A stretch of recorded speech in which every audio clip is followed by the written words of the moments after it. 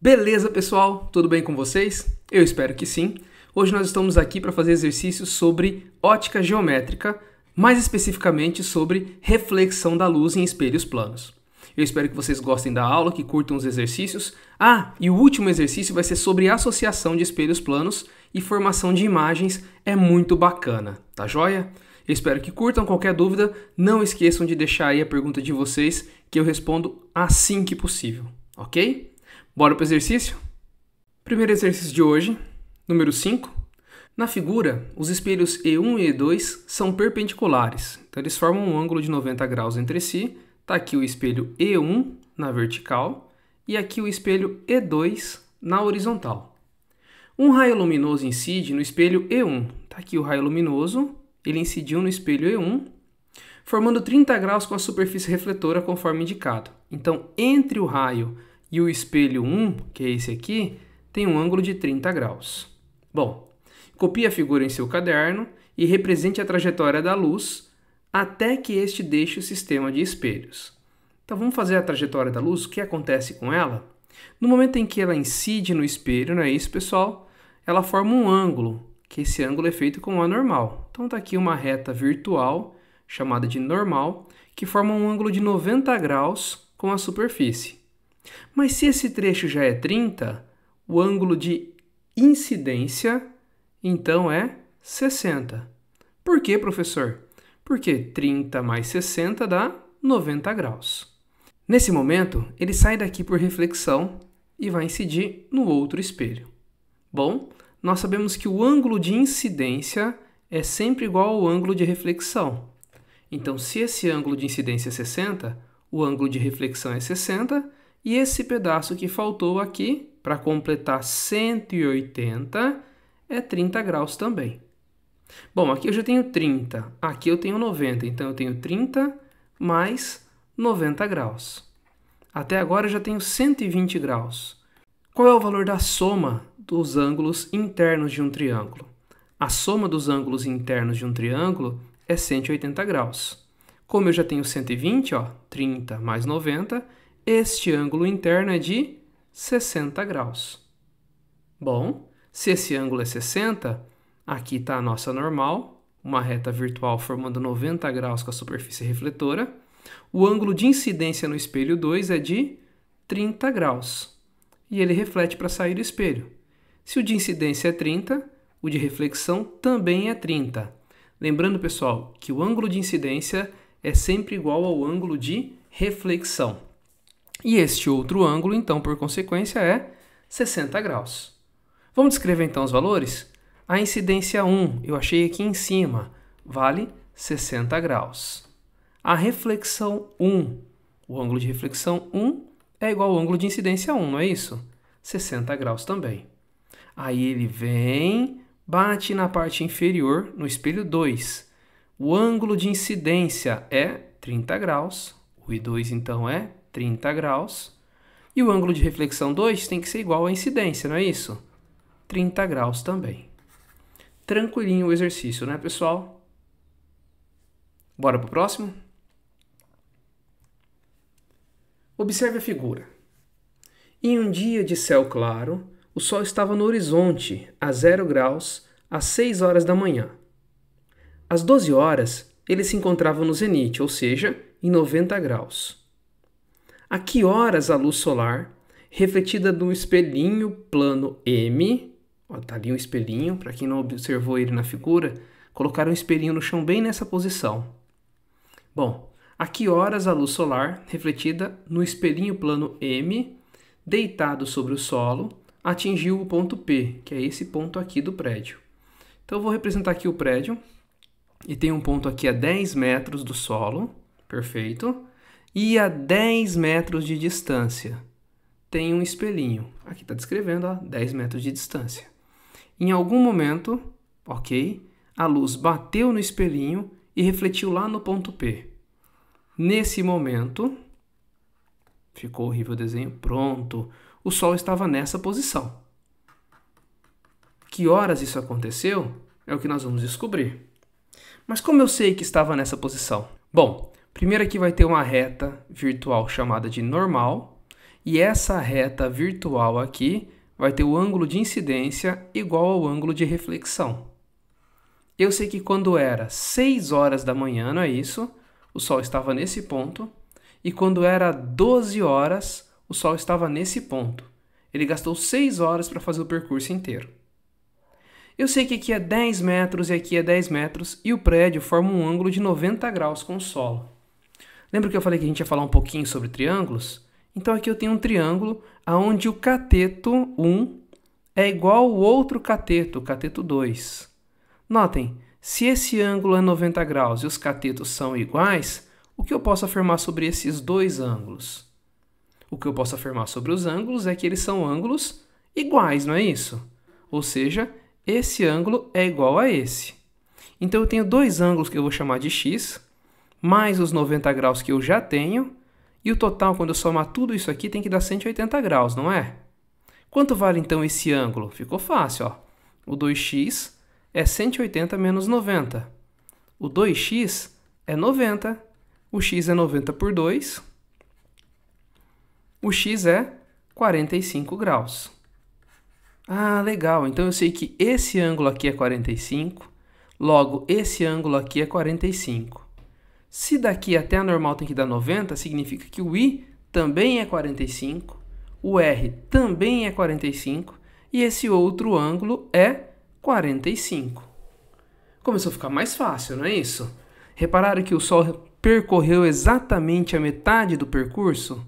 Olha, ele sai de 0 grau indo para 90 graus. E ele está em 45 quando isso aconteceu. Bom, se ele percorreu metade do percurso, ele gastou metade do tempo, não é isso? Então ele saiu às 6 horas e às 12 horas ele já estava lá em cima. Nesse percurso inteiro, para percorrer 90 graus, ele gastou 6 horas. Mas para percorrer 45 graus? Bom, para percorrer 45 graus é metade da distância em graus, não é isso? Então é metade do tempo. Ele gastou apenas 3 horas. Mas notem, se ele saiu às 6 horas da manhã lá em 0 grau e gastou 3 horas, que horas que ele vai estar no ponto? Bom, no ponto P, ele vai estar exatamente às 9 horas. Então, em que momento ele atingiu o ponto P? Ele atingiu o ponto P às 9 horas. Tranquilo, né, pessoal?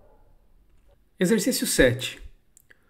Um garoto cujo bulbo ocular está numa altura H', ou seja, o olho dele está nessa altura H, em relação ao solo, observa que a imagem completa de um prédio de altura H maiúscula, situado a uma distância D maiúscula da vertical do seu corpo, abrange toda a extensão L de um espelho de água existente na frente do prédio, de frente ao prédio.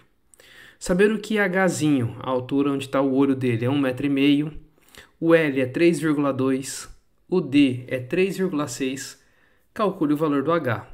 Então ele consegue ver, pessoal, todo esse prédio, ou seja, daqui do topo...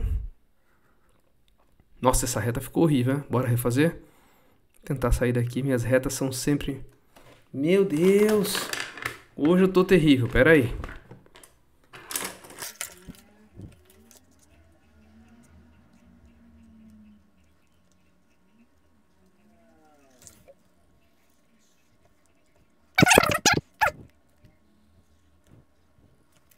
Bom, então, tenho a luz, de alguma forma, bateu neste ponto e foi até o olho dele, ok? Então, aqui ficou o tamanho do prédio por inteiro e nós temos a formação de dois triângulos. Esse triângulo grandão aqui, perfeito, e o triângulo pequenininho, bem aqui.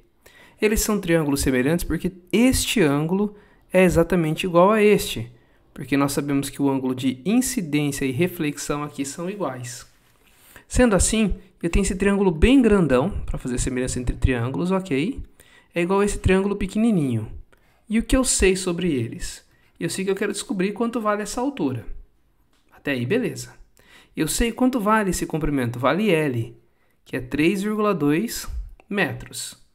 Eu sei quanto é essa altura do olho até o chão, que é 1,5 m, e eu sei esse tamanho. Eu sei que o L é 3,2. E eu sei que o D, que é tudo, é 3,6. Então, esse pedacinho aqui é 0,4, porque 3,2 mais 0,4 vai dar o 3,6, 0,4 metros. Por semelhança de triângulos, eu sei que o H sobre esse L, não é isso? É igual a esse Hzinho sobre esse trecho, que é D menos L, que eu já sei que é 0,4. Então, vamos colocar os valores? O H eu quero descobrir, o L é 3,2, que é igual o Hzinho 1,5, 0,4. Multiplica cruzado, vou continuar a conta bem aqui. H vezes 0,4, 0,4H que eu quero descobrir. 1,5 vezes 3,2 é igual a 4,8. Então, nós temos o 0,4 multiplicando, passa dividindo. 4,8 dividido por 0,4. Essa divisão de 4,8 por 0,4 vai dar 12. Então, a resposta é 12 metros. Perfeito? Tranquilinho, né, pessoal? A altura desse prédio, 12 metros. Exercício 9. Um espelho plano vertical está apoiado por sua espessa base reta sobre uma bancada horizontal. Ana Cláudia coloca sobre a bancada uma caneta esferográfica dessas comuns, encostando a ponta do objeto na superfície refletora do espelho e observa a respectiva imagem. Responda às questões. Então vamos lá.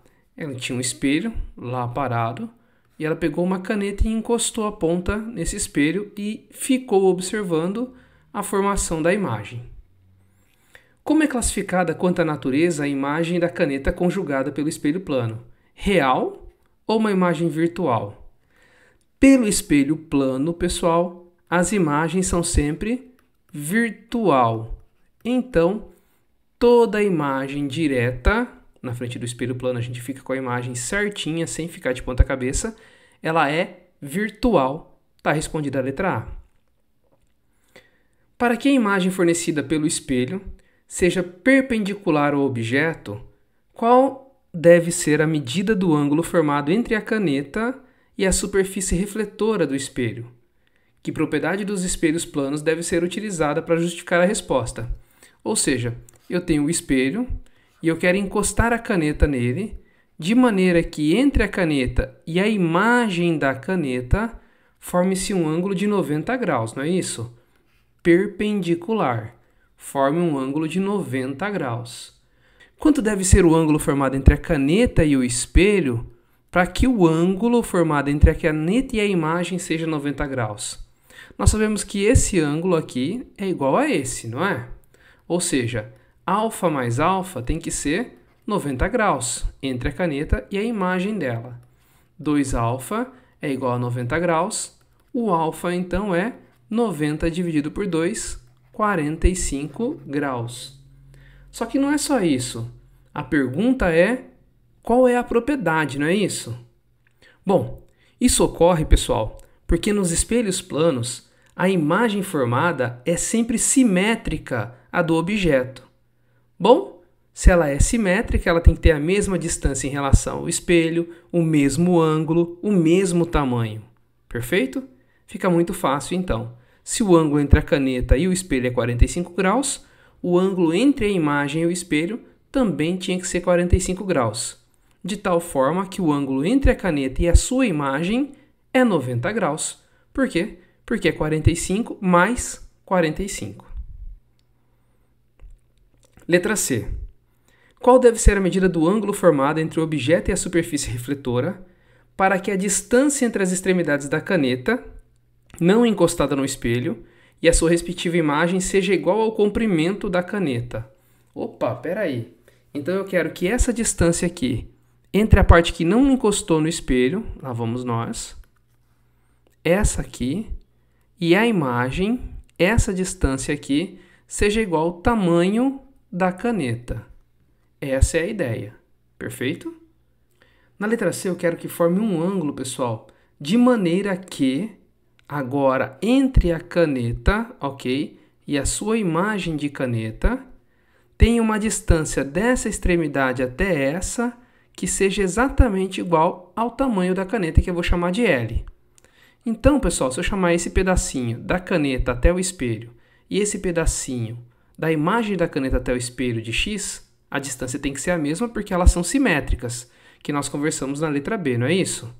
Então, eu sei que L é igual a 2x.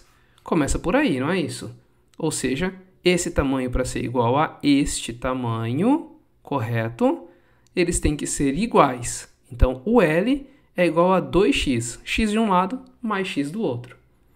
Bom, agora eu sei que o triângulo aqui vai ser um triângulo em que este lado e este lado são todos iguais. Então, espera aí. Essa aqui é a imagem da caneta. Essa aqui é a caneta. E essa distância aqui, que é o meu 2x, é também o tamanho da caneta. Mas espera aí. Se esse lado é igual a esse, que é igual a esse, todos os lados são iguais. É um triângulo equilátero.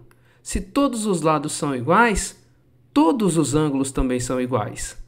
Nós temos, então, 180 graus dividido por 3. Ou seja, o ângulo formado entre eles agora é de 60 graus. Mas espera aí, eu não quero o ângulo formado entre uma caneta e a outra. Esse aqui, eu quero o ângulo formado entre a caneta e o espelho, não é isso? Se isso tudo aqui é 60 graus, quanto que é esse cara aqui, esse pedaço, metade? O ângulo formado entre a caneta e o espelho é de 30 graus. Perfeito? Exercício 17.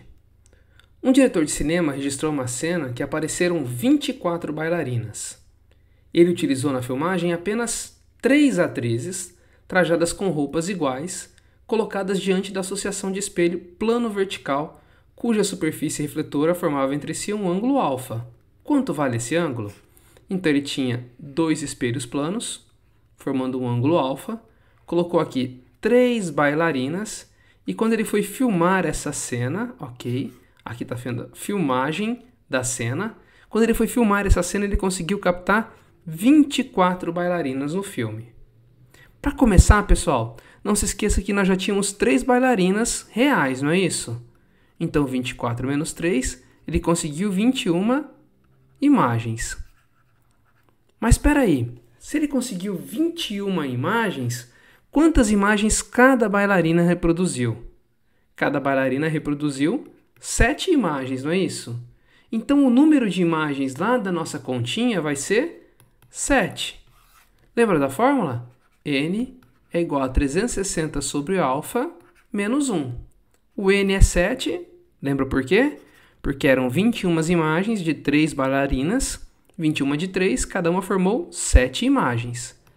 É igual a 360 sobre alfa menos 1. Vou passar o menos 1 para o outro lado. 7 mais 1 é igual a 360 sobre alfa. 7 mais 1 é 8, que é igual a 360 sobre alfa. Multiplica cruzado, 8 alfa é igual, se não tem ninguém embaixo, é o número 1, né, pessoal? 360 vezes 1, 360. Então, o alfa é igual a 360 dividido por 8, e isso nos dá 45 graus. Então, o ângulo que tinha entre esses dois espelhos era um ângulo alfa de 45 graus. Professor, posso usar x, y, beta, gama? À vontade, pessoal. Tanto faz a letra que vocês vão usar, tá? Lembrando que essa letra vai representar o ângulo entre os dois espelhos. Eu espero que tenham gostado dos exercícios, eles estão tranquilos, espero que saiam bem nas suas provas, tá bom? Bons estudos para todos vocês e qualquer dúvida, não deixem de perguntar. Pergunte mesmo que eu vou responder o mais rápido possível. Beleza, pessoal? Valeu e até a próxima!